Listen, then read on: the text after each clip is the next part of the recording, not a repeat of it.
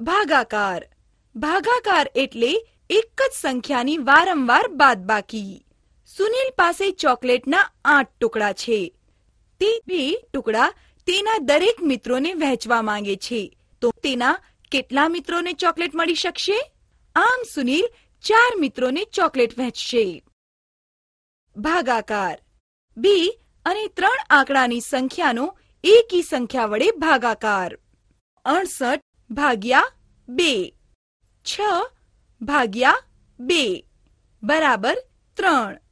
3 ને એકમની જગ્યાએ મૂકો. 6 ઓછા 6 બરાબર 0.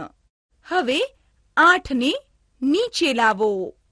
8 ભાગ્યા 2 બરાબર 4. હવે 4 ને એકમની જગ્યાએ મૂકો.